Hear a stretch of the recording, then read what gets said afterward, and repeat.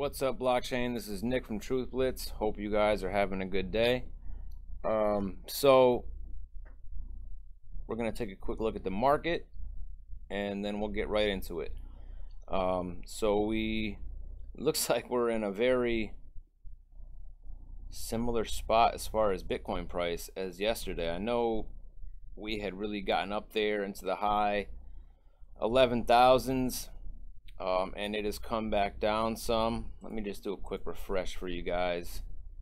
Yeah, no, this is right. $11,069. So I think that's only a few dollar difference from my last video. You know, a lot of people thought maybe we were breaking out of this correction, and then it went back down some. So it's kind of what I expected. I don't think we're done yet. But I think we will be soon. And if you watched my theory, you'll know what I'm talking about. Overall market cap $542 billion. Bitcoin dominance 34.3%. So that's slightly down, I believe. And yeah. So one thing I want to talk about, I'm going to play devil's advocate, and there are people who think that what we're seeing in the market is just normal, which it is. I'm not going to say it's not. It is normal for Bitcoin to pull back 50, 60%, you know, 40, 50, 60%. That is normal. But I believe there's more to it this time around. Like I said, we're not going to get into my theory, but what I am going to do is play devil's advocate and just, you know, we're going to pretend it is because of regular reasons that the market would pull back, and we're going to look at some historical Bitcoin pullbacks. So let's do that right now. All right, so we'll look at 2011, June to November. We had a 94% pullback, and that is with the Mt. Gox hack. Okay, so went from $32 to $2. Okay, and obviously back then the market was a lot smaller. Mt. Gox was the only real exchange that you could buy and sell Bitcoin, online exchange, I should say. Other than that, you had to go to somewhere like BitInstant, Charlie Shrem's company, or the New York Bitcoin Exchange, and do it in person, do it through the mail, so on and so forth. So that was a 94% pullback. The market cap was very small back then. And if you really want to look at market cap, the market cap comparative to other markets, it's still very small. All right, but it was significantly smaller in 2011, let me tell you that. And it's funny because, you know, I'm not going to get off topic too much, but I had heard about Bitcoin for the first time in early 2011. Okay, actually it might have been the end of 2010 in all honesty, but I think it was 2011. And I listened to people who were spreading FUD, and they talked me out of my interest in Bitcoin, because without doing my own due diligence, without researching what Bitcoin exactly is, I just listened to these people and did not get involved. And many people have a similar story, and still regret it to this day. And it's the funny thing is, the same people who are spewing, some of the same people who are spewing that crap today were the same people who were spewing it back then. Obviously there's new people, you know, but people have been saying Bitcoin is in a bubble for a long time. There's some people now who are salivating because of this pullback, and they're saying that their theory all along was correct and the bubble popped and blah blah blah. These people are going to look real stupid when we recover in this market, let me tell you that. So anyway, next is 2012 January to August, 36% down, and it went from 7, let me see, that looks like whoop, I don't know what that was, $7.20 to 460 I'm sorry, to $4.60. So Paxum drops Bitcoin support, Linode exchange hack.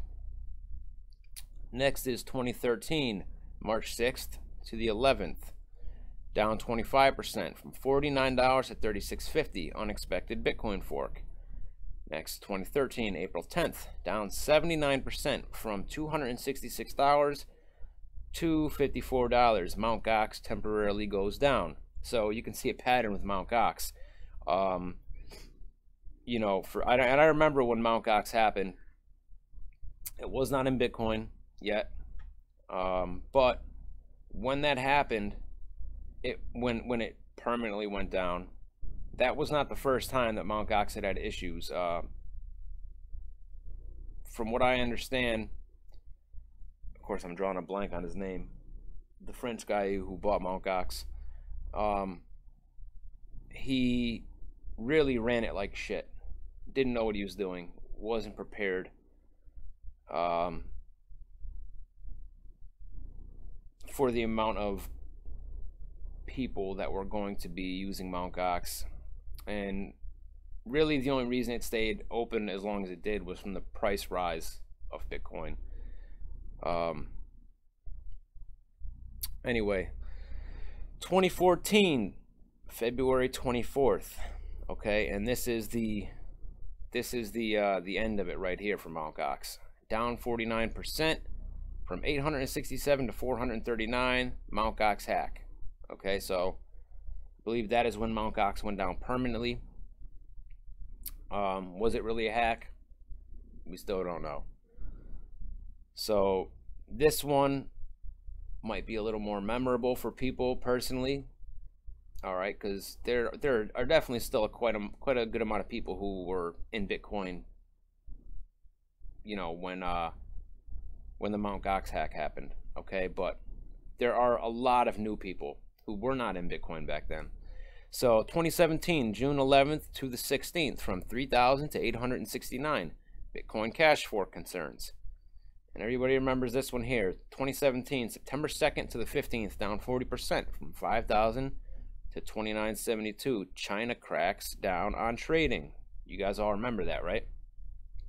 And the most recent, down 48%, January 17th of this year, from 19,783 to 9,496. So that was obviously the low on January 17th.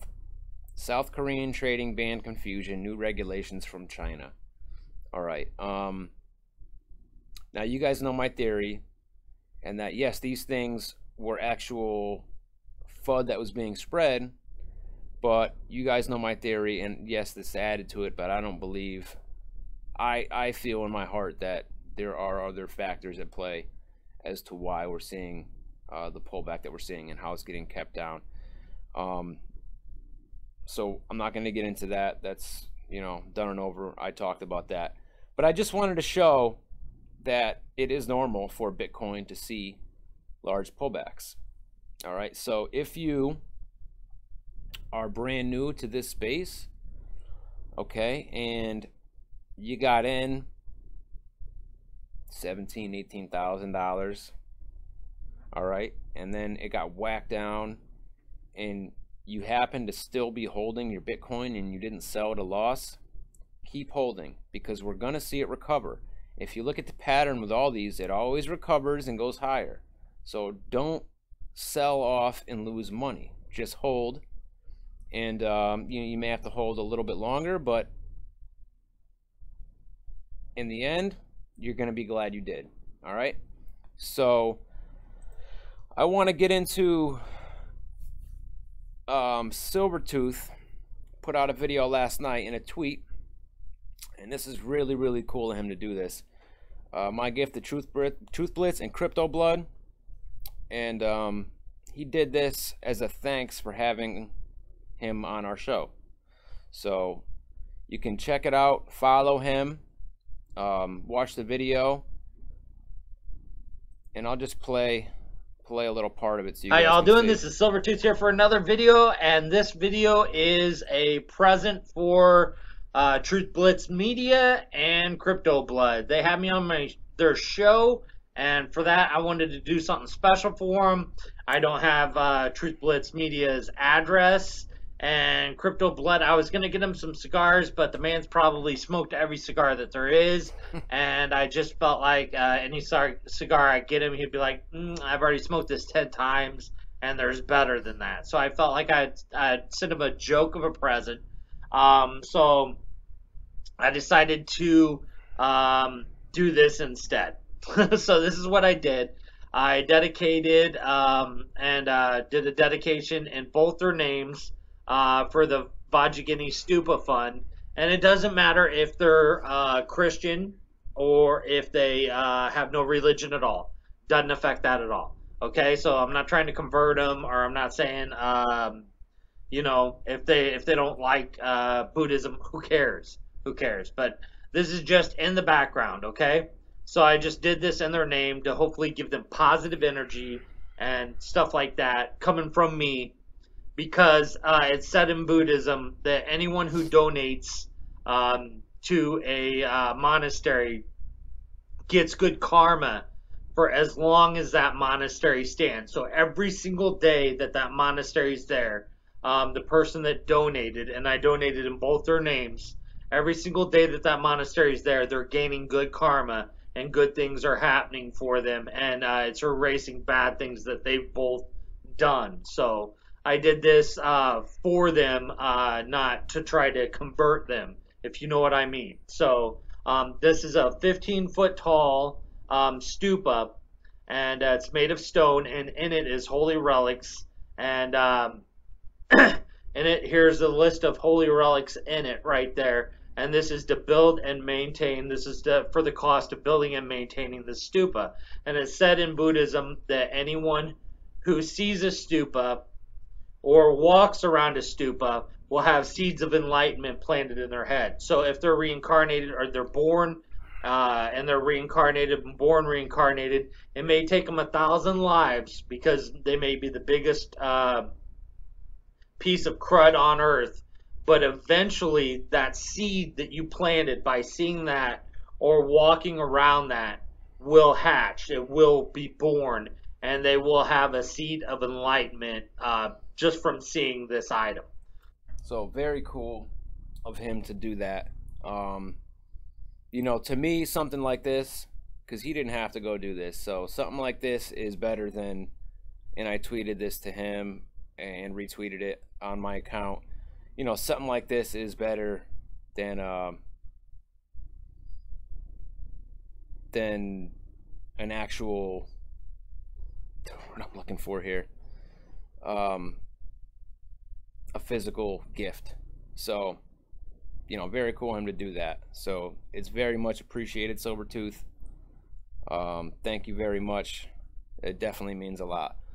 So I just wanted to come out and say that to him and put that out there to show people what kind of guy he is.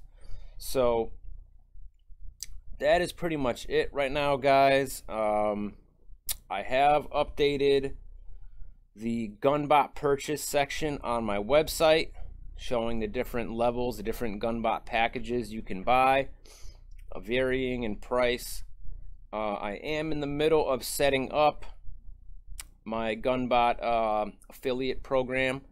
I'm trying to set it up like really official, to where everyone who purchases it will get their own affiliate link, and you know, be able to give that link to people to where if they purchase it through their link, they will get Bitcoin as a commission. But I'm still working on finding the right plugin for the website. I was going to go through WooCommerce, but if you watched Crypto Blood's video yesterday, Stripe just dropped Bitcoin as a payment option. So I'm trying to find an alternative. But for now, I will do manual commissions. So if you purchased Gunbot from me and you have someone else who wants to buy it and you refer them to my site to buy it, I will give you Bitcoin as a commission manually. So just so everyone knows, the link is in the description to get to the Gunbot purchase link on my website. That is in the description. Also in the description, the Block Party Podcast YouTube channel link. Subscribe to that link, hit the bell so you know when Crypto Blood and I are going to put out new episodes, because we are, as I say in almost every one of my videos, going to be putting out our episodes like solely on that channel. We're not going to be putting them on our personal channels much longer. So we just wanted to get enough subs moved over and subscribed before we started doing that. So that's pretty much it, guys. Probably come out and make another video later, but I just wanted to come out and do a quick update and talk about historical crashes. Thanks Silvertooth, and that's pretty much it. So I'll see you guys next time.